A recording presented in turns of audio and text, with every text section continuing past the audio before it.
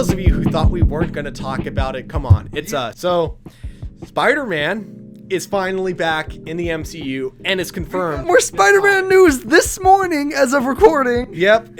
And we weren't even going to talk about it. I was thinking to myself, finally, we get to go a podcast without talking about Spider-Man. Yeah, I actually thought we were going to go a week where we didn't fucking bring up Spider-Man. I was like, I'm not even going to bring it up as a joke.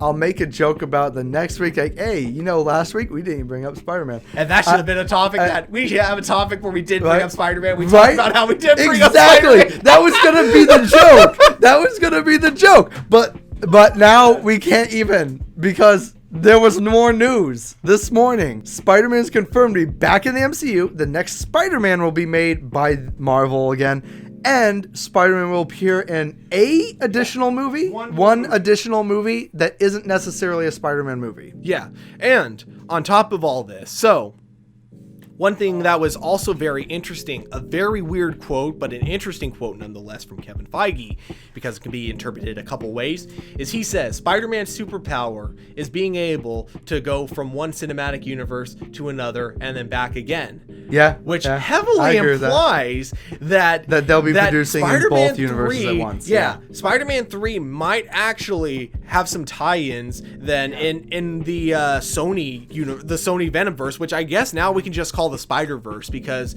now that they got Spider-Man in that Venomverse, there's no reason that they'd stick with the name Venomverse. I mean, technically they don't even have an actual name for it anyway, so why not just call it? So yeah, this is actually kind of interesting, because then it means that they could go one of two directions. Like, either one, like, they could actually have Tom Holland physically go into this universe, or they could have him be the bridge that basically connects the two different universes now. So now we know that the Venomverse, the Spider-Man Venomverse, are connected into the MCU. So you want to know a little bit more detail that's going to make the reason I have a very specific prediction true? Yeah.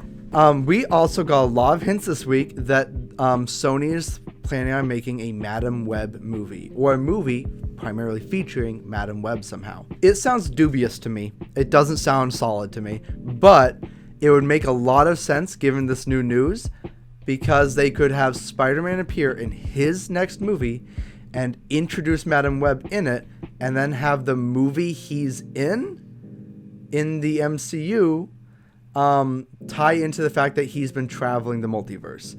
And in the interim, they can have him actually enter the multiverse because Madam Web. And that can be their reason for shunting him from one universe to the other at will, period.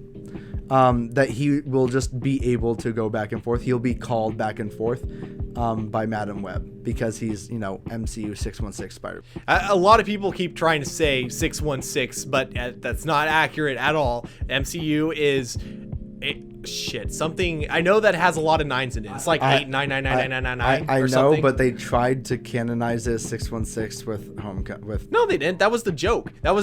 Is that was just the number he brought up, but the joke was that wasn't actually the right number. That was just what he brought up as a joke. I hope so, except for there's another issue. Into the Spider-Verse referenced Peter Parker, the old fucked up one, coming from 616. Well, okay, here's the thing about that. Or maybe that the 616 was the one with the dead Peter Parker. Here's the thing about that, is that the Marvel Universe, much like every comic book universe, has had so many people going through time, changing their own history. There are so many different timelines in the 616 universe. Timelines and universes are different things. Just so we're aware, you can have an infinite amount of timelines within the same universe. So theoretically, there's actually an explanation for how every different timeline is a different universe too. Yeah, but they're still like in different universes within one universe. So you have an infinite amount of 616 universes. Sometimes, but not necessarily. So that is the rule, but there's I think it was a Fantastic Four comic that like soft canonized that like timelines are in the universe, right? Until they're not. Like there's like literally a case in which I'll use the most clear example I have of this. Spider-Man 2099 originally was the future of the 616 universe. It is not any longer, but the canonical 2099 Spider-Man is in the 616 universe, nonetheless. And the reason for that is because bringing him back from the future separated 616's future into a different universe like 21703 or something. Meaning that you can create universes from a universe. Universes can split off of timelines into their own branches of universality. So like you can start a universe in a timeline. So like not all universes start at year 0. Some universes start at year 2099, which is weirdly fantastic. So my theory is that Peter Parker from 616, that even though that technically wouldn't make sense, is that it's from a early timeline of 616, like an early timeline. And I say early because this Peter Parker clearly hasn't been to different universes before. Otherwise he'd say that this kind of thing is normal for him, but it's not, because he said like in the beginning, this is really weird even for him. So I feel like this is a very early timeline 616 that got teleported to, you know, Miles's universe. And then when getting teleported back, we're gonna find out, or maybe we're not gonna physically find out, but this is what's gonna happen, is that universe is going to change through all the different deals with the devil, through all the different time changes that will happen. I was actually going to say, universe. I can directly support you here. You can say that the version of 616 he came from is the timeline in which One More Day happens and stays happened. Where the deal with the devil keeps and never goes away. Because in the main universe, they've reversed One More Day essentially now. It's gone. One More Day is dead. It's dying. They're gonna legit decanonize the crap out of that. So, and in doing so, I think we can now say that version of 616, the One More Day 616, is the shit 616. It's the shit verse with sweatpants Peter Parker. So yeah, that's like, it bothered me too when I saw that in theaters, and I'm like, wait, are they saying this is 616 universe Spider-Man? Cool. But then when this Spider-Man then mentioned that, you know, that he's never been to another universe before, I'm like, wait, you can't say this is 616 Spider-Man but not have him be, you know, I went all like kind of nerd out on it. I'm like, well, this kind of bugs me. But anyways, that was always so, you know, it's like what I do all the time whenever things don't add up to me. I always like to make headcanons, and this is my headcanon for that personally. And I think it works-ish. It works for me. Do you know what my previous headcanon literally was? What? There was a glitch on the monitor. For some reason, that quarter of the monitor was reversed. Like it was like flipped upside down. So it was actually 919. That too. That's just headcanon. It was a glitch, and everyone was too scared that Fisk was over the shoulder to correct it. Like, don't correct it; it'll look like a mistake. Yeah, I always imagine though, if there was a 919 universe in Marvel, it would be like the Earth 3 version of DC, where everyone's a villain essentially, or all the bad guys are good guys and all the good guys are bad guys. So the reason I'm super excited though for Tom Holland coming back to the MCU, okay, I mentioned this to you before.